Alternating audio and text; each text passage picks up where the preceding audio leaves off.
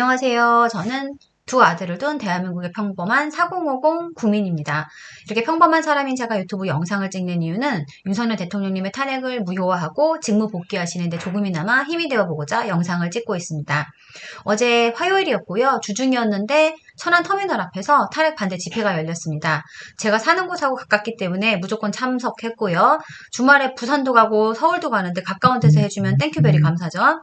원래 혼자 가려고 했는데 엄마가 같이 가신다고 해서 엄마를 모시고 갔어요.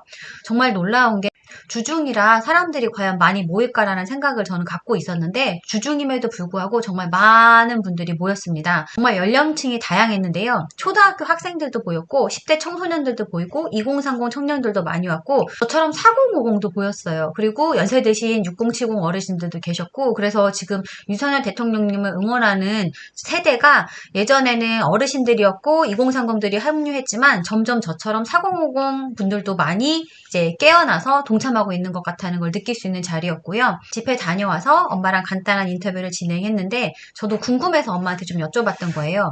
12월 3일 비상계엄 후에 저희 가족에게는 변화가 있었죠.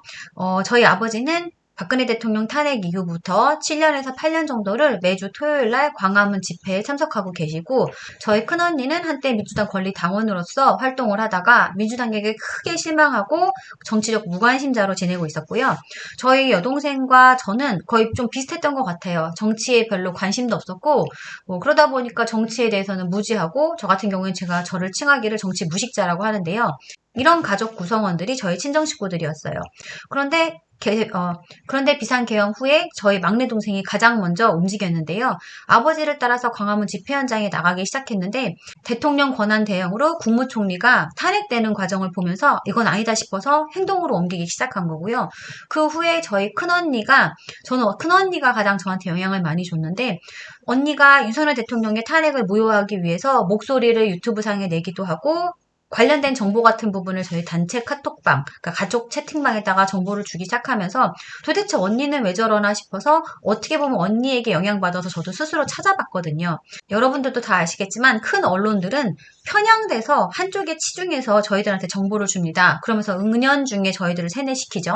제가 주로 시청했던 채널들은 MBC나 JTBC 이렇게 큰 채널들이었고요. 제가 아무래도 스스로 찾고 공부를 하다 보니까 유튜브 알고리즘에서 뉴 미디어를 저에게 소개해주게 되고 제가 몰랐던 부분들에 대해서 알아가면서 어떻게 보면은 눈 감고 자다가 깨어나는 것 같은 그런 경험을 저도 하게 됩니다. 그런데 가족이라고 해서 저희들은 정치적인 부분을 강요한 적이 절대 없습니다. 왜냐하면 저희 언니와 동생 같은 경우에는 선택은 항상 본인의 몫이라고 생각하기 때문에 절대 뭔가를 같이 하자고 제안을 하거나 푸시하거나 그런 부분이 없어요. 단 필요한 정보는 당연히 가족 구성원이니까 공유할 수는 있겠죠. 그렇기 때문에 저희 엄마도 스스로 엄마가 결정하셔서 참여를 하셨어요. 제가 어제 가족들한테 나는 이제 좀 이따 집회 갈 거야 라고 문자를 했는데 어머니께서 답을 주셨는데 나도 같이 갈까? 라고 저한테 물어보셨어요. 그런데 그 문장 다음에 허리가 좀 안 좋긴 해가지고 오래 서 있지는 못하는데 라는 그런 말들이 있어서 엄마 몸 컨디션은 엄마가 가장 제일 잘 아니까 엄마가 판단하셔야죠 라고선 답변을 드렸어요. 그랬더니 엄마가 나도 가고 싶지라고 하시더라고요.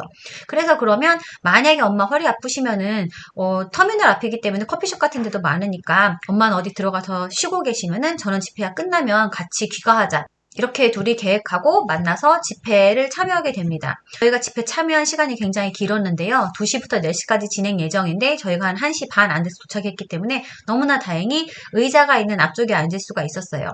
각 연사들이 연설하는 거 듣고 그리고 나서 어떻게 보면 메인인 전한기 선생님의 연설까지 다 듣고 그리고 저희는 귀가를 했는데요.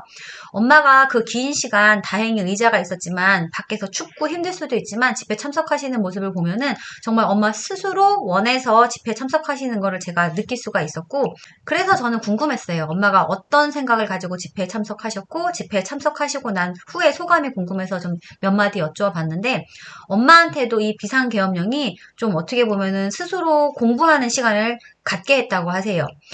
저희 엄마가 비상계엄령 있었던 날 저희 집에 놀러 오셨었거든요. 근데 제가 막 엄마한테 물어봤죠. 엄마 비상계엄 있었던 거 알아? 막 이런 식으로 물어봤는데, 왜냐면 그 당시에 저는 그 비상계엄이 되게 무섭게 느껴졌던 사람 중에 한 명이었거든요.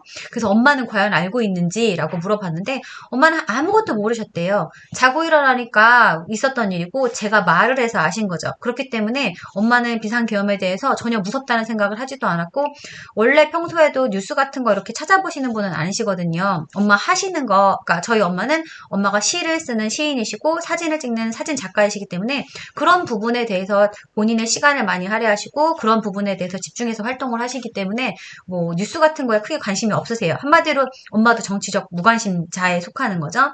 근데 엄마도 마찬가지로 비상계엄 후에 저희 단체 가족 채팅방이 있으니까 거기에서 언니의 변화라던가 또 이렇게 주고받는 그런 정보들을 보면서 엄마도 스스로 찾아보신 거예요.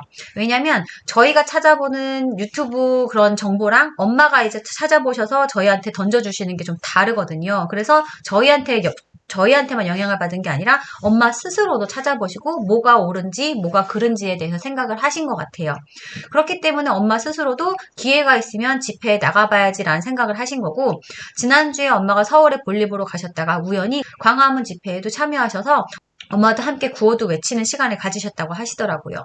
그래서 직접 엄마께서 결정하시고 집회에 참여하신 거고, 참여하고 나시니까 느끼는 게 많다고 하셨어요. 정말 많은 사람들이 윤석열 대통령의 편이고 대통령께서 직무 복귀하시기를 바라는구나 라는 거를 직접적으로 엄마가 체험하실 수 있었던 자리라고 하세요. 그래서 이 비상계엄령이 다시 말하지만 2030들이 만들어낸 단어라고 해요. 저희 가족에게는 계몽령이 맞고 단순히 생각만 바꿔준 게 아니라 이 비상계엄령을 통해서 저희 가족들은 한 명씩 한 명씩 한 명씩 행동하고 움직이기 시작했습니다. 그래서 저는 윤석열 대통령님께서 비상계엄을 통해 저를 일깨워 주시고 저희 가족 전체를 눈뜨게 해주셔서 감사하다는 말씀을 드리고 싶고요. 저희 가족이 전체적으로 단합을 한 것 같아서 이 부분도 참 감사하는 부분이고요. 대통령의 탄핵을 찬성하거나 아니면은 제 유튜브 댓글에 와가지고서는 반대 의견 내시는 분들 보면은 공통적으로 하는 말이 비상계엄은 그래도 아니다. 국민들을 위기로 몰아넣었다. 그리고 국회에 군인들을 넣은 것은 잘못됐다. 뭐 이렇게 말씀을 하시는데, 비상계엄령이 저희는 필요했다라고 생각을 하잖아요. 왜 필요했을까? 요즘에 헌재에서 재판하는 거 보면은 정청래 의원 같은 경우에는 탄핵이라던가 예산 폭거에 대한 부분, 그리고 특검 같은 부분은 이제 헌법적으로다가 법률적으로 국회의 권한이라고 그들의 권한에 의해서 합법적으로 했다는 식으로 말을 하고요. 그러면 또 우리 윤석열 대통령께서 말씀하십니다. 이제 비상계엄을 선포하는 거라던가 그 후에 있었던 후속 조치도 헌법상 대통령님의 권한이 맞다. 이거 맞거든요. 꼭 전시 상황이 아니더라도 행정부랑 사법부가 마비되면은 대통령께서도 비상계엄을 선포하실 수가 있어요. 그런데 이 부분에 대해서 내란이다, 대통령을 내란 수괴다 이런 식으로다가 프레임을 씌워서 막 몰아가고 있잖아요. 큰 언론까지 합세해가지고 12월 3일 비상계엄 당시로 돌아가서 생각을 하게 되면은 군이 도착하기 전에 국회의원들은 거의 다 국회 안으로 들어갔고요. 군인들은 실탄도 갖고 있지 않았고 장갑차도 없었고 어디서 나왔는지 모르겠지만 도끼, 뭐 문을 부시라고 했던 도끼도 나타나지 않았고요. 누구 하나 다치지 않았습니다. 오히려 국민들이 군인들에게 폭력을 가했죠. 실제로는 아무 일도 일어나지 않았는데 지시를 했니, 받았니 이런 걸 가지고 지금 계속 얘기하고 있잖아요. 곽종근, 홍장원 말하는 거 보고 있으면은 본인들도 정확히 기억나지도 않는 것 같고 말 자꾸 바꿔가면서, 그리고 팩트만 얘기하면 되는데 예 아니오면 대답하면 되는데 자기 생각에 자기 느낌에 이런 식으로다가 말을 하는 거 보면서 정말로다가 팩트만 말하는 게 얼마나 중요한지를 저 자신도 한번 더 배워가고 있는데요. 저는 곽종근 씨 말하는 거 보면서 자기 맘대로 그 필터링 하는 게 얼마나 위험한지를, 왜냐면 지금 탄핵이 지금 소추가 된 게 그 2명의 증인으로부터 거의 시작됐다고 말해도 과언이 아니잖아요. 그리고 또 하는 말이 윤석열 대통령께서 큰 표 차이로 대통령이 된 것도 아니니 민주당을 잘 어우르면서 갔어야지 너무 혼자 독단적으로 판단하고 독단적으로 가려 했다. 이런 말들이 있더라고요. 그런데 윤석열 대통령께서 요즘에 헌재에 나와서 말씀하시는 거 보면은 대통령 취임하기 전부터 민주당과 그 야권에서는 선제 탄핵을 주장했대요. 그러니까 자리에 앉기도 전부터 탄핵 얘기가 나온 거고, 계엄 때까지 178번, 숫자도 어마어마하죠. 178번의 퇴진과 탄핵을 요구했다고 합니다. 한마디로 앞에 대놓고 그만둬라라고 말한다는데 이 자체가 너무 말이 안 돼요. 표 차이가 얼마 나지 않았어도 엄연히 표가 더 많이 나왔기 때문에 대통령이 되신 거고, 그건 국민들의 뜻이었기 때문에 대통령이 되셨으면 대통령으로 인정을 해야 하는데, 대통령께서 말씀하시길 대화랑 타협을 안 했다고 하는데, 대통령께서는 어떻게든 설득하려고 노력하셨대요. 심지어 대통령께서 말씀하시면 고개를 돌리고 있는 사람들도 있고, 끝나고 나서 악수를 청하면 손을 안 내미는 사람도 있대요. 이거 너무 유치하잖아요, 여러분. 국회의원들 어른이고 성인이고 심지어 나이도 되게 많으신 분들이 대부분인데, 애들끼리 싸워서 나 너 싫으니까 너랑 손 안 잡아 뭐 이런 거랑 똑같아요. 이런 상황에서 어떻게 대화와 타협이 되겠어요, 여러분? 대통령께서 아무리 노력을 해도. 자진 출두하셔서 지금 교도소에 계시죠. 이 추운데, 게다가 생신도 지금 교도소에서 보냈다고 하시고, 대통령직도 걸고, 심지어 최악의 상황에는 목숨까지 내놔야 되는데 목숨까지 놓고 지금 비상계엄령을 선포하셨단 말이에요. 헌법재판소에서 당당하게 말씀하시는 대통령 모습 보면서 존경스럽기도 하지만 많이 안쓰러워요. 저는 윤석열 대통령을 뽑은 국민입니다. 그렇다면 대통령께서 대통령 되신 후에 정치를 잘 해 나가시는지 어려움은 없으신지 그런 부분에 대해서 관심을 가졌어야 되는데 제가 그렇지 못했다는 점 다시 한번 반성하게 되고요. 대통령께서 참 외롭고 힘드셨을 것 같습니다. 게다가 여당인 국힘 보면은 대통령에게 힘을 실어주기는커녕 지금 배신과 지금 배반이 지금 판을 치고 있잖아요. 어제 천안 탄핵 반대 집회에서 국회의원들이 올라왔어요. 누군지도 저 솔직히 모릅니다. 많이 올라왔어요. 근데 솔직히 말해서 저희 그 국회의원들 바라보는 국민들은요, 썩 마음에 들지 않았어요. 말씀하시는 게 뭐라면 잘해라 이런 식의 발언들을 많이 했거든요. 제대로 해라. 뭐 대통령이나 지켜라 이런 말 저도 제 입에서 나왔고요. 진짜 심각할 때는 한 발 빼고 뒤에 물러나 있더니 윤석열 대통령을 지지하는 목소리들이 커지니까 한마디로 지금 우리가 타고 가는 버스에 같이 타려고 하는 것처럼 저는 솔직히 보이거든요. 뭐 그래도 같이 한다면은 뭐 좋죠. 근데 어떻게 끝까지 하는지는 지켜봐야 될 것 같고. 그러니까 많이 외로우실 것 같아요. 내 편이라고 생각하는 사람들조차도 내 의견에 따라주지 않고 이랬다 저랬다 눈치만 본다고 하면 얼마나 힘드셨을까 싶습니다. 그리고 좌파들의 또 다른 공격 중에 하나가 공산주의 누가 좋아하냐? 크크 윤통 도로하면 독재 정치한다. 뭐 이런 식의 댓글을 다는데 이 부분에 대해서도 상황은 같은데 관점에 따라서 생각에 따라서 다르게 생각할 수 있기 때문에 이해한다 칠게요. 그래서 저는 생각해요. 우리 모두 다 같이 갈 수는 없어요. 좌파 쪽 마인드가 뇌를 갖다 점령한 사람들을 어떻게 저희가 구제하겠어요. 그렇기 때문에 저희가 구제할 사람들은 저처럼 아리까리하거나 아무것도 모르는데 설명해주면 그래도 이해라도 할 수 있는 그 정도의 사람들을 구출해서 같이 가야 되는 거죠.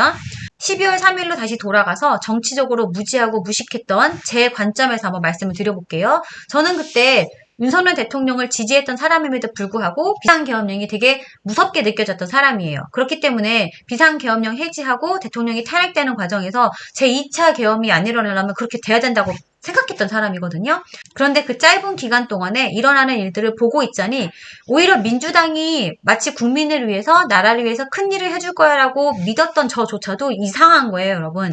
짧은 기간에 민주당은 대통령을 체포하기 위해서 없던 법들도 막 만들어가면서 밀어붙이는 거예요. 그것도 너무 이상하고 어쨌든 간에 법에 맞게 상식과 공정과 법에 맞게 그렇게 진행이 돼야지 맞는 거잖아요. 권한이 없는 공수처가 나섰고 체포영장 발부도 원래 해야 되는 곳이 아닌 서울 서부지법에서 했잖아요. 이렇게 법과 절차를 무시하면서 밀어붙이기 식으로 진행이 되면서 진짜 이상해 보였거든요. 도대체 뭐가 저렇게 급해서 저러나 싶은 그런 느낌이죠. 마치 꼭 때는 이때다 하면서 막 자신들의 세력을 키워가려는 것처럼 제 눈에도 그렇게 보였어요. 그러면서 벌어지는 일들이 뭐예요, 여러분들? 무슨 가짜 뉴스를 퍼나르는데 카톡이라고 하면서 카톡을 검열하겠다고 하죠. 이게 말이 되냐고요, 여러분. 카톡을 검열한대요. 내가 개인적으로다가 내 지인들하고 보낸 카톡을 갖다 검열한다는 자체가 말이 안 되고 게다가 한국사 강사인 전환기 선생님을 걸고 넘어집니다. 강사님께서 좌파 우파 치우치신 분이 아닙니다. 그분은 처음 비상계엄령 내렸을 때 비상계엄은 미친 짓이다라고서는 중립적인 입장에서 비상계엄령의 문제점에 대해서도 얘기를 하셨고 그 후에 사법부에 대해서 얘기하고 선관위에 대해서는 부정선거에 대한 가능성이 있으니까 그 부분에 대해서 투명하게 하면 좋지 않겠냐라고 개인적으로 의견을 낸 거죠. 그랬더니 갑자기 민주당에서 전환기 강사님을 구글에다가 고발을 한다고 하죠. 그 후에 전환기 강사님께서 나한테조차 이러면 우리 2030 제자들이 의견을 내세우거나 유튜브를 하거나 그러면 정말 어떻게 할까 싶으시더래요. 그래서 오히려 더 목소리를 크게 내시게 된 계기가 됐죠. 민주당이 하는 걸 보고 있으면 마음에 안 들면 검열하고 단속하고 그리고 내 의견을 내세우니까 내란 선동했다라고 말을 하잖아요. 그쵸? 게다가 이번 주 토요일에 광주에서 탄핵반대 집회를 열려고 하는데 우파는 못 온다고 광주시장이 막았대요. 광주가 어떤 곳이죠? 우리나라 민주화의 상징인 곳이에요. 광주에 계시는 분들도 전환기 선생님한테 와서 연설해달라고 많이들 요청을 하신대요. 전환기 선생님께서 지금 광주만 가겠다는 게 아니라 처음으로 여의도, 그 다음에 부산, 그리고 대구, 천안, 그리고 나서 광주 가시겠다는데 왜 자기네한테는 오면 안 된다고 하죠? 그러면서 드러난 게 뭐예요, 오히려? 이 광주시장님 범죄 이력만 오히려 더 수면으로 드러났죠. 민주당이 하는 거 보고 있으면 좀 무서워요. 그러니까 한마디로 다수의 횡포를 보는 것 같아서 저는 그때 좀 공포를 느꼈어요. 아니 이 사람들이 지금도 이러는데 만약에 민주당에서 대통령이 나오거나 아니면 자기들 의석수가 더 많아지면 도대체 어떻게 할까? 지금 일어나고 있는 게 오히려 다수의 독재 같아요, 저는. 우리나라의 대통령에게도 지금 내란죄가 빠진 탄핵 재판을 진행 중이고요. 원래대로라면 지금 국회로 가가지고 다시 탄핵을 할지 안 할지를 결정해야 되는데 그런 과정 없이 그냥 몰아붙이잖아요. 그리고 한국사 1타 강사시고 유명하시고 제자들도 200만 명이라고 하시는 전환기 선생님한테도 이렇게 압박을 가한다면 우리같이 평범한 사람들이 만약에 민주당 눈에 벗어나게 되면 어떻게 될까요? 결코 대통령에게 일어난 일이나 전환기 선생님한테 지금 벌어지는 일들이 남의 일이 아닌 거예요, 여러분. 독재는 지금 누가 하고 있는 건지 한번 생각해 봐야 될 것 같습니다. 그리고 누가 공산당을 좋아하냐? 크크크 이런 식으로 남겼다고 했잖아요. 저는 지금 우리나라 상황 보고 있으면 우리나라 공산화될까봐 무서워요. 이 자유민주주의 대한민국을 정말로다가 잃게 될까봐 두렵습니다. 중국이 공산화를 시키려는 대상이 대한민국이 처음은 아니에요. 홍콩이 있었죠, 여러분. 그때 당시만 해도 저는 이제 홍콩이 공산화되는 과정을 보면서 이제 남의 일 같게 느껴졌고 원래 홍콩은 중국 땅이었잖아 하면서 이제 강 건너 불구경하듯이 봤던 것 같아요. 그때 언론에서 보여주는 영상들 보고 있으면 우리 과거에 민주화운동 시절에 그 5.16 군사정변이라던가 12.12 사태 그럴 때랑 비슷하잖아요. 공안들이 막 시민들 막 때리고 진압하고 그리고 민주화운동 했던 사람들 끝까지 쫓아가서 잡아오고 그러면서 느낀 게 공포스럽긴 하죠. 그렇지만 다시 생각해봐도 이거는 우리랑은 상관이 없고 이거는 저기 중국이랑 홍콩에서 있는 일이야 라고 남의 일이라고 치부해버렸던 거죠. 근데 홍콩에서 일어났던 일이랑 지금 현재 우리나라에서 일어나는 일이랑 이제 평범한 사람의 상식으로만 생각해도 너무 비슷하게 느껴지는 거예요. 우리나라에도 중국이 서서히 침투하는 게 느껴지는 거죠. 홍콩의 공산화는 하루아침에 이루어진 게 아니라 긴 시간 동안에 어떻게 보면 치밀한 계획하에 이루어진 건데요. 처음에는 홍콩의 하층민들을 중국 사람들로 채우기 시작했어요. 그리고 홍콩 정계를 친중 사람들로 채우기 시작하는 거죠. 그리고 나서 천천히 미디어라든가 언론이라든가 이런 데서 중국에 대한 소개를 갖다 너무 자연스럽게 해주는 거죠. 그리고 중국 물건들도 너무나 자연스럽게 쓰게 만드는 거예요. 근데 지금 우리나라 같은 경우에도 마찬가지잖아요. 친중 정치인이라고 하면 문재인하고 이재명을 떠올릴 수 있죠. 이제 문재인 같은 경우에는 문재인 정부 기점으로 했을 때 중국은 높은 산봉우리고 한국은 작은 나라라고 이렇게 굳이 자기를 낮춰서 말을 하는데 자신만 낮추면 상관없는데 나라를 낮추잖아요. 이제 이재명 같은 경우에는 중국한테 왜 찝쩍거리냐? 쉐쉐하면 되고 대만에도 쉐쉐하면 된다. 이렇게 말도 안 되는 친중 발언을 하죠. 그리고 우리 북한이라는 표현도 되고 뭐 김정일의 노력이 폄하되지 않게 뭐 이런 식으로 인터뷰 영상이 돌잖아요. 그리고 북한에 대북 비용을 갖다가 800달러나 돈을 갖다 보내줬다고 하는 자체가 이 자체가 친중, 친북인 거죠. 그리고 2021년에 중국 공산당 100주년 기념 행사에 거기에 깃발들이 꽂혀 있는데 민주당 기가 거기 꽂혀 있어요. 그냥 이 자체만 놓고 보더라도 상식선에서 민주당은 친중한다고 느낄 수밖에 없고 사실인 거죠. 그리고 민주당은 간첩법 적용을 반대했습니다. 우리나라에서 중국 사람이 항공모함 같은 거를 드론으로 촬영하기도 하고 산업 스파이가 붙잡히기도 하고 있는데 우리나라는 여러분 자원이 없는 나라라서 인적 자원이랑 기술이 매우 중요한데 이런 것들을 몰래 중국으로 보낸다고 하면은 이런 사람들 잡아서 처벌해야 되잖아요. 근데 왜 거기 관련된 법을 갖다가 적용하는 걸 반대하고 그걸 늦추냐는 말이죠. 하루빨리 그걸 갖다 택해가지고 얼른 다 잡아들이고 벌 주고 못하게 만들어야죠. 민주당이 하는 모습을 보고 있으면 그냥 평범한 사고를 하는 저는 어떻게 느껴지냐면 민주당은 그냥 자신의 편을 늘리려고 하는 것 같고 나라랑 국민을 생각하는 게 아니라 자신들의 힘이랑 권력 그리고 자신들의 이익만 불려나가려고 하는 것처럼 보입니다. 뭐 이들한테는 자유민주주의건 공산주의건 어쩌면 상관이 없을 수도 있다는 생각까지 들어요. 저희가 꼭 지키고 싶은 자유민주주의 대한민국 국가를 이들은 크게 생각하지도 않을 수도 있다는 생각까지 하게 되는 거죠. 언젠가부터 대한민국에 지금 중산층이 무너져가고 있어요, 여러분. 그쵸? 상위 계층은 언제나 존재했고, 지금 중산층들이 무너져가고 있으면 남는 건 어디예요? 이제 하위 계층인데, 민주당에서는 자꾸 어떻게 보면은 전 국민한테 똑같은 그런 뭐 상품권을 준다던가 돈을 준다던가 하면서 우리를 되게 비슷하게 만들려고 하는 것 같고, 공산주의 국가들이 상위 계층 1%랑 다 하층민들이 남아있잖아요. 이대로 가면은 공산주의가 되는 거잖아요.